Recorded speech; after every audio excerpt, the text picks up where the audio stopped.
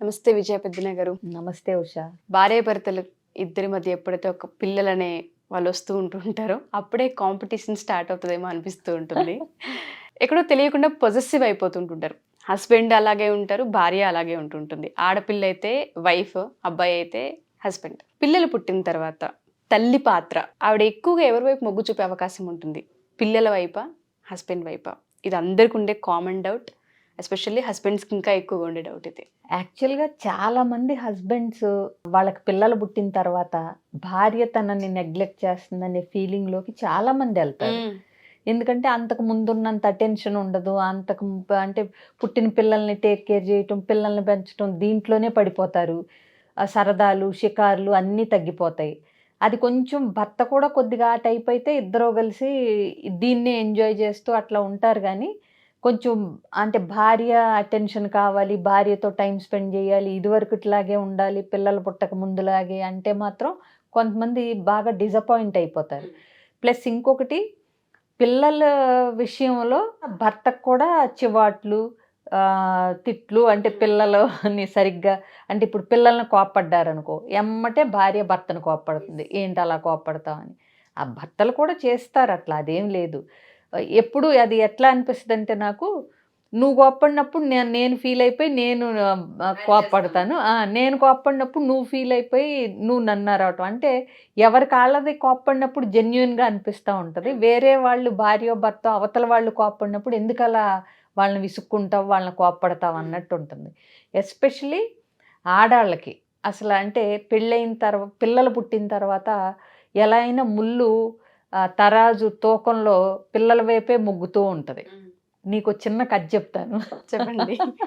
ఇలాగే భర్త ఆఫీస్ నుంచి వస్తాడు, వచ్చేపాటికి వర్షం పడతా ఉంటుంది, చలిగా ఉంటుంది. సరే లోపలికి వస్తానే ఆయన లోపలికి మామూలుగా వచ్చిన తర్వాత, వర్షం పడుతుంది కదా, చక్క వేడిగా పకోడీలు చేస్తావా అంటాడు భార్యని. అంటే ఆవిడ ఇంత ఎత్తున ఎగురుతుంది, పొద్దుటి నుంచి చాకరీ చేసి ఇప్పుడే కాసేపు అట్లా కూర్చున్నాను, ఈ లోపల మీకు పకోడీలు బజ్జీలు ఇలాంటి కోరికలు పుట్టుకొస్తాయా, నా వల్ల కాదు, ఇక్కడంతా ఖాళీగా ఉన్నాను అనుకుంటున్నారు, పగలంతా ఎవ్వరికి చేసింది ఏమీ కనపడదు, కోరికలు మాత్రం వస్తాయి అని టేప్ రికార్డర్ స్టార్ట్ అవుతుంది. సర్లే బాబోయ్ అనుకుని మెదలకుండా ఉంటాడు. ఈవిడ అరుపులకి భయపడినట్టుగా కాస్త వర్షం కూడా ఆగుతుంది. సరే ఈ లోపున వర్షం ఆగింది కదా అని రెండు వీధుల అవతల ఇతను అమ్మా నాన్నలు ఉంటారు. సర్లే వాళ్ళ దగ్గరికి వెళ్ళి కూడా 2 రోజులైంది. ఇప్పుడు వెళ్ళి చక్కగా మా అమ్మ దగ్గరికి వెళ్తే చక్కగా వేడిగా ఏమన్నా చేసి పెడుతుంది అడిగితే, ఇలా కాదు మా ఆవిడలాగా అనుకుని మెల్లగా చెప్పులు వేసుకుని 2 వీధుల అవతల ఉన్న వాళ్ళమ్మ దగ్గరికి వెళ్ళి తలుపులోంచి లోపలికి కొడదాం, తలుపు లోపలికి వెళ్దాం అనుకునే లోపల మాటలు వినిపిస్తున్నాయని జస్ట్ 1 నిమిషం ఆగుతాడు. బయట చలిగా ఉంది కదా, ఏమన్నా చక్క వేడిగా రవ్వ ఉప్మా చేస్తావా అని అడుగుతాడు ఆయన. మీకు వయసు అయిపోతుంది కానీ కోరికలు తిండి మీద కోరికలు మాత్రం తగ్గట్లేదు. ఇప్పుడు నాకు అసలు మోకాళ్ళ నొప్పులు ఉన్నాయి, ఈ నొప్పులు ఉన్నాయి, అయినా కానీ అసలు నిమిషం ఖాళీగా ఉంచనివ్వరు నన్ను. మీకు ఇప్పుడు వేడి రవ్వ ఉప్మా కావాలంటే నేను ఇప్పుడు మళ్ళీ లేచి మోకాళ్ళ నొప్పులతో చెయ్యాలి, ఏమో బాబు నా వల్ల కాదు, అనిపించిందిలే, ఇప్పుడు మాత్రం నేను చేయలేను అని కరాఖండిగా చెప్పేస్తుంది ఈవిడ.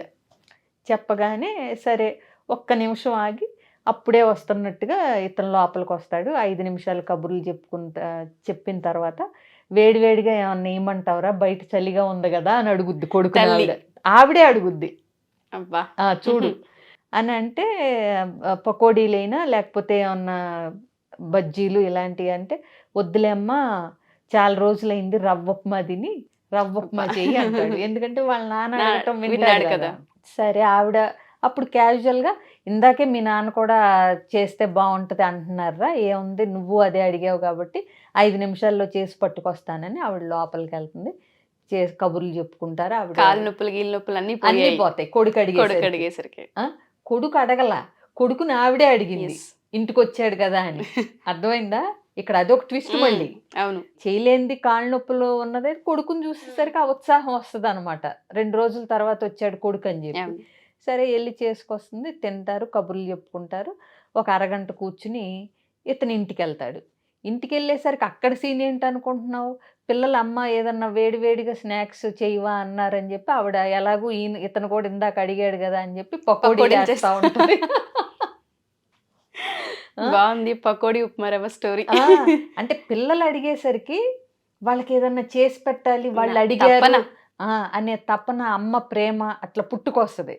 భర్త అడిగేసరికి అలిసిపోయిందన్నీ గుర్తొస్తాయి. పిల్లలు అడిగేసరికి ఉత్సాహం, ఎక్కడ లేని ఎనర్జీ. ఎక్కడ లేని ఉత్సాహం వస్తుంది. సో అందుకని పిల్లలు పుట్టిన తర్వాత జనరల్గా తూకంలో ఒకవైపు భార్యాభర్తలు ఇద్దరికీ కూడా పిల్లల వైపే ఉంటుంది.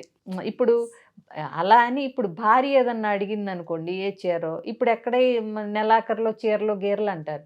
అదే కూతురు ఏమన్నా అడిగింది అనుకోండి వెంటనే తీసిస్తారు, తీసుకొస్తారు. ఇది మా ఇంట్లో కూడా నేను ఎక్స్పీరియన్స్ చేశాను. అవునా? ఎందుకంటే మా నాన్న మా అమ్మ అడిగేసరికి పెద్దగా పట్టించుకొని వినిపించినట్టుగా ఉంటారు. అదే నేను అడగగానే ఆలోచించరు, ఫస్ట్ తీసి మమ్మీ ఇలా చూస్తూ ఉంటుంది మా నాన్న అదే కదా. వైపు. సో కామన్ గా మనం కామన్గా చూస్తుంటాం. చూస్తూ ఉంటాం.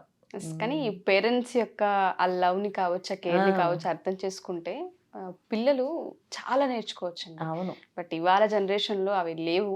బట్ ఈ స్టోరీ నుంచి మనం లేవు. రెండు నేర్చుకోవాల్సిన అవును అవసరం ఉంది. అవును, లేవు అని స్టేట్మెంట్ ఇవ్వక్కర్లేదు, కానీ డిస్ట్రాక్షన్స్ ఎక్కువ ఉండటం వల్ల ఎక్కువైపోయాయి. ఎక్స్ప్రెషన్ ఆఫ్ ఆ లవ్ అనేది ప్లస్ గ్రౌండెడ్ గా ఉండటము, చుట్టుపక్కల వాతావరణాల్లో తేడాలు అవును. పిల్లల్ని లాగేస్తున్నాయి.